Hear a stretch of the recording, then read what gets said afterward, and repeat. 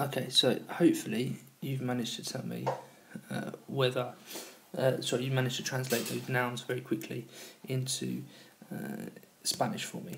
The next thing we looked at was adjectives. So I'm going to type in one of the adjectives I had in English, pop it into word reference, and hey presto, up comes a very long list of different things to do with big. Now down here you'll have different compound nouns. So for example, Big Brother, that's the game show there, El Gran Hermano, or Big Brother as in mi hermano mayor, my older brother, my big brother, mi hermano mayor.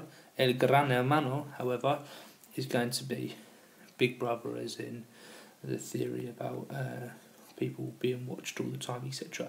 Now you type that into Google Translate, Big Brother, it won't recognise the difference.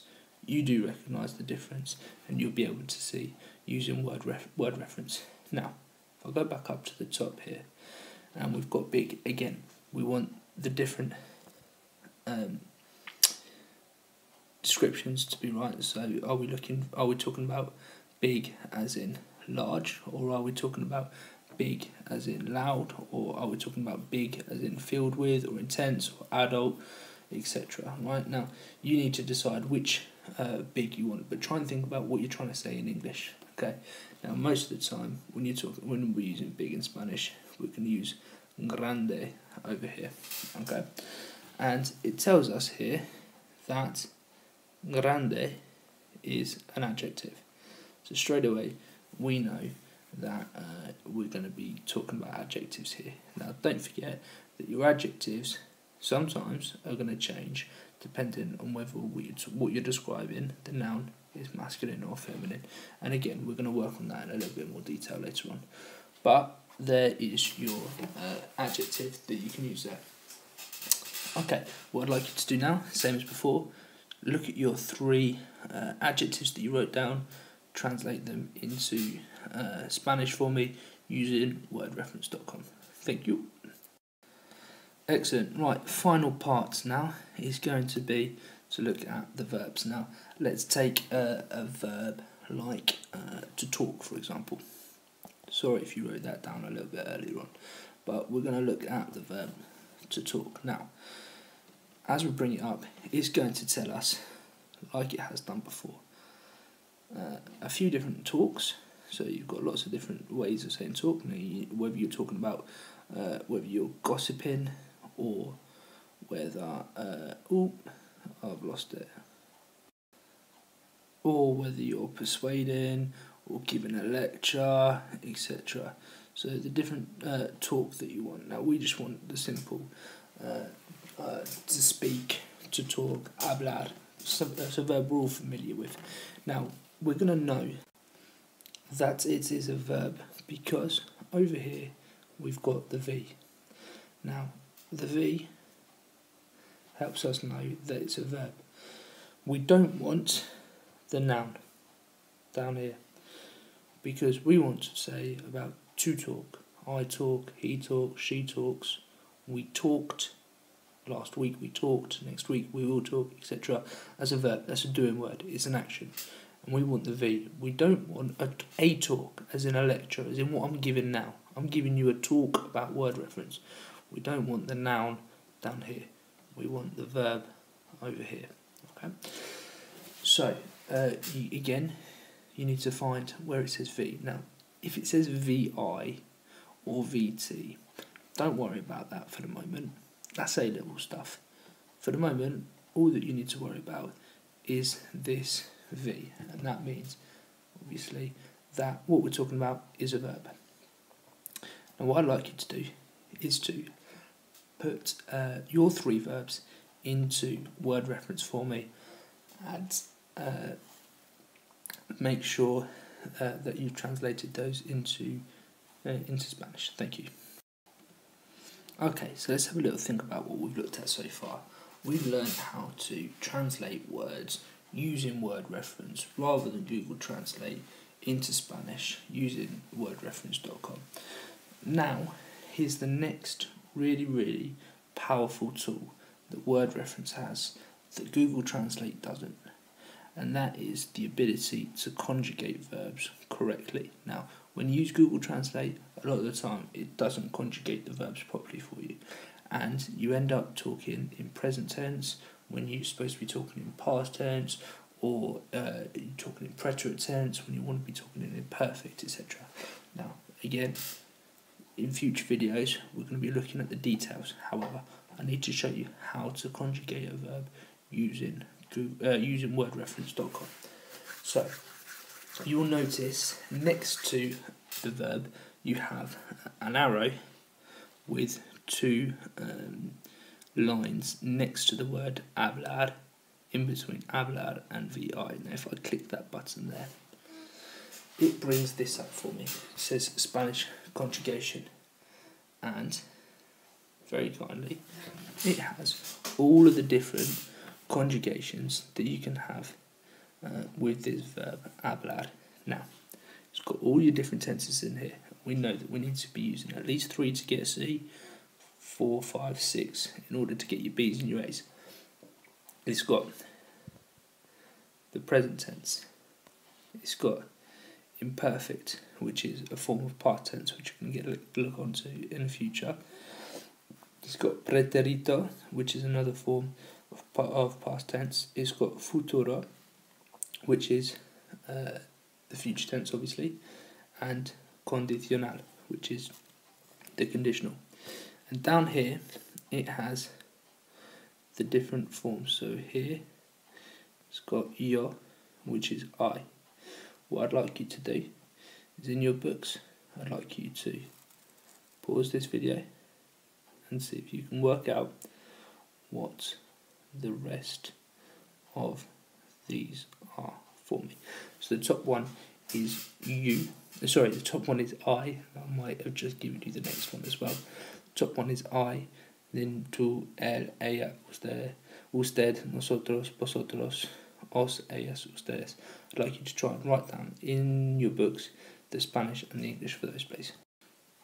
Okay, so now that you've written them down, we'll just go through them very quickly. Yo, I, tú, you, él, ella, usted. Él means he, ella, she, usted means you, but in a formal way. So if we're talking to somebody we don't know, and again we're going to cover that in a different lesson. Just él and ella is good enough for now.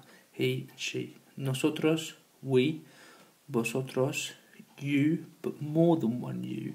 So if I'm talking to all of you as a class, I'd use the vosotros form. If I'm just talking to you individually, I'd use tú.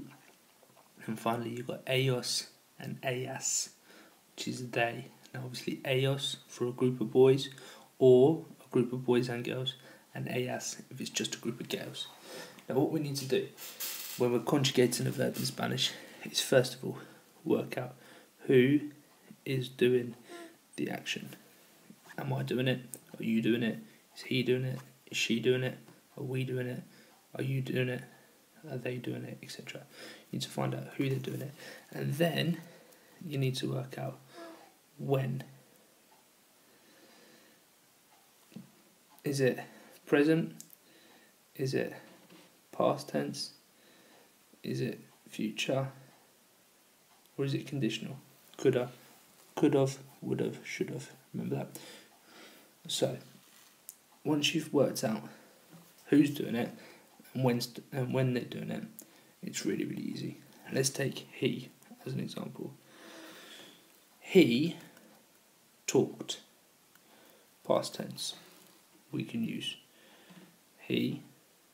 This is going to be passed over here. And we move our finger across here to there and down here to there, and we end up with hablaba. Or it could be hablo, and the difference between those two we'll work out another day. That's not for now, it doesn't matter.